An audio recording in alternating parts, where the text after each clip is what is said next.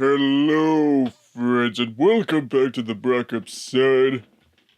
The Curse of La Llorona was directed by Michael Chaves, is technically part of the Conjuring cinematic universe, and is based off the old Spanish ghost story about the woman that drowned her children in the lake, and then she drowned herself. Now she comes back as an evil supernatural spirit trying to drown other children to replace her children that she drowned in a fit of jealous rage. And then, cut to 1976, Linda Cardellini's children become her next target because of plot reasons. And, yeah, some good old spooky, scary, supernatural stuff occurs. Like we haven't seen that before. So, let me just ask you a couple questions here. Are you a fan of supernatural horror? Do you know anything about the story of La Llorona? Do you want to see the next chapter in the Conjuring universe? If you answered yes to any of these questions, well, here's my response to that. So, if you like supernatural horror, chances are you only like good supernatural horror, so you might want to skip this one. If you know anything about La Llorona, chances are you've had an encounter with her and you don't want to go seeing a movie about her, so I'd probably skip it. And if you want to see the next chapter in the Conjuring universe, just wait a couple months and Annabelle 3 is gonna come out. This movie is not very good, like at all.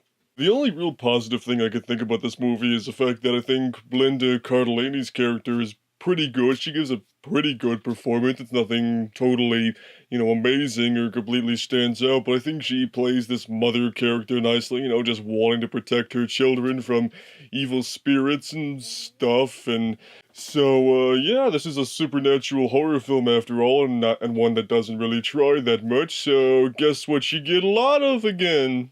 That's right, jump scares, and literally nothing but jump scares. I don't know if it's just because I'm getting real tired of these supernatural horror films relying on the same cliche tropes in every single movie, but I just don't understand why there's such a dependency on jump scares. That's all the spooks that they have in this movie are comprised of are jump scares, and like I've said a bazillion times in the past, you always see them coming because everything gets real quiet, and then jump scare. And of course, with them being jump scares, they'll make you jolt, but then they're not gonna be like, oh, it's so scary, oh. I mean, no, you're just gonna be like, oh, haha, you think you're so cool because you made me jump out of my seat?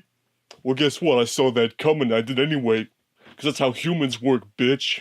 And with this movie, the jump scares became just so excessive and predictable. I was pretty much just sitting in my seat the entire time, just like, alright, I know you're gonna do it.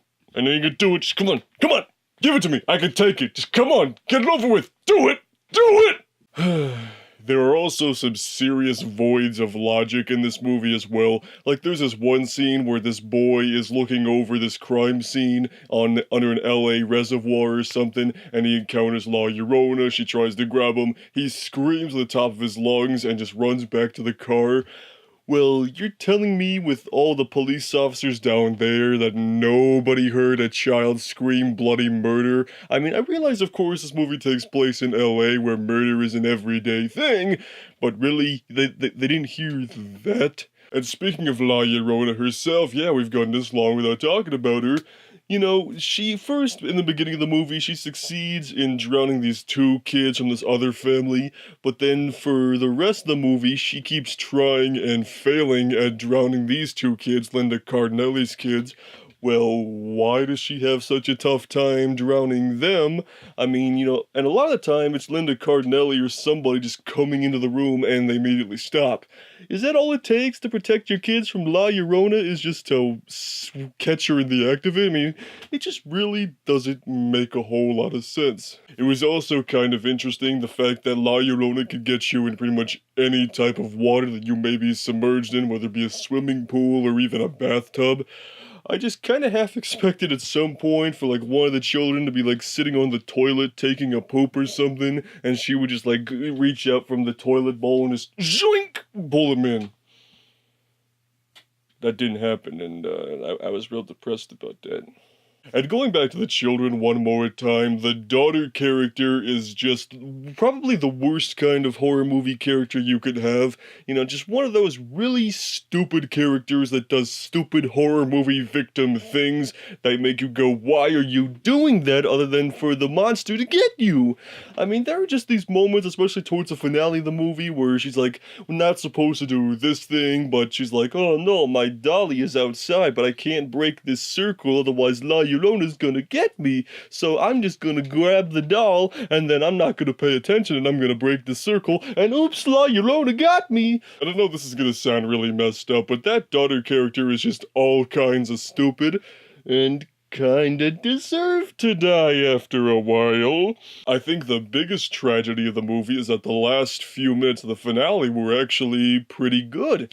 You know, things felt legitimately intense, things were shot a little better, they had some nice, creepy, scary imagery, which I really like to see in movies like this. You had some nice special effects, you had some good moments in there, but it was only for a few minutes and then it was over. I'm like, why couldn't we have an entire movie like this? It actually could have been kinda good. And the more I think about it, the more I realize this movie is basically The Nun all over again.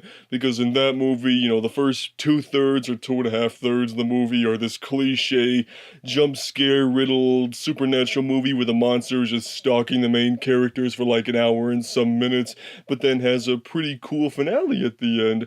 So, and of course, both of these movies are part of the Conjuring universe, but it just kind of feels like they maybe shouldn't have just taken the script for The Nun, scratch out The Nun and put The La Llorona on there. You know, if you didn't like The Nun, you're definitely not gonna like this one, unfortunately. So all in all, the curse of La Llorona was poop and it made me want to drown people. I got nothing else, that's all I could think of. This movie was just not good. So, those are my thoughts on The Curse of La Llorona. If you guys have seen this movie, I'm sorry. So anyway, if you saw the movie, let me know what's down below, and we'll see you on the Brockopp side.